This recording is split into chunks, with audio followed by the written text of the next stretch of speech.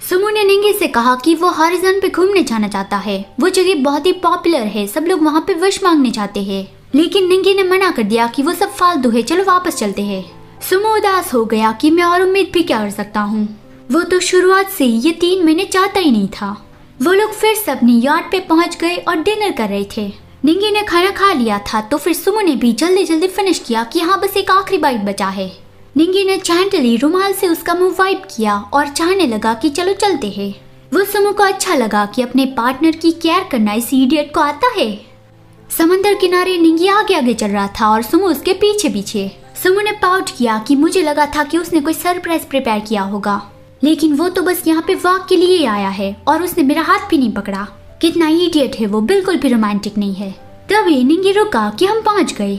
Sumo ने देखा तो वहाँ पे एक खूबसूरत सजावट की हुई नाव थी जिसमें 2 लोगों के बैठने की जगह थी। निंगी ने सुमो की ओर अपना हाथ आगे बढ़ाया कि आओ इसमें बैठ जाओ। सुमो को तो इसकी उम्मीद ही नहीं थी कि मुझे लगा था कि हम वहाँ पे नहीं जाने वाले हैं। वो समझ गया था, फिर भी उसने पूछा कि मिस्टर प्रेसिडेंट अभी हम कहाँ पे जा रहे हैं। निंगी ने स्माइल के साथ कहा कि हम हॉरिजॉन जा रहे हैं। फिर थोड़ी देर बाद निंगी और सुमो की सांसें बहुत ज्यादा तेज थी। सुमो जैसे तैसे बोल पा रहा था कि धीरे निंगी, तुम बहुत ज्यादा फास्ट हो, धीरे करो। निंगी बहुत ही तेजी से पैडल चला रहा था। सुमो उस बारे में कह रहा था कि जरा धीरे धीरे पैडल चलाओ। निंगी को गुस्सा आ रहा था क्योंकि सुमो दूसरे की तारीफ कर रहा था कि देखो वहाँ पे वो लोग कितना धीरे धीरे जा रहे हैं, अगर तुम इतना फास्ट करोगे तो फिर मैं बेहोश हो जाऊंगा। निंगी भी फिर उस पे ज्यादा गुस्सा नहीं करता कि उसे जो भी बदमाशियां करनी है वो करने दो। वो लोग हॉरिजॉन पहुंच गए थे और सुमो देखकर बहुत ज्यादा खुश हो गया। वो अपनी आंखें बंद करके विश मांगने लगा।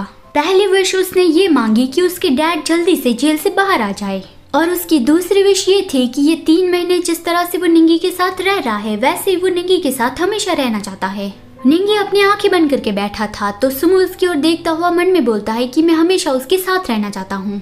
फिर निंगी ने अपनी आंखें खोली और पूछा कि तुमने क्या विश मांगी। सुमो कहता है तुम तो कह रहे थे ना कि तुम उस पर विश्वास नहीं करते। फिर निंगी ने कहा कि सुमो मुझे तुम्हें कुछ बताना है। बहुत ही रोमांटिक माहौल बन गया था और निंगी शायद आई लव यू ही कहने वाला था, लेकिन अचानक से तेज हवा चलने लगी और नाव हिलने डुलने लगी। तूफान आ गया था, कड़कती बिजली के साथ तेज बारिश आने लगी।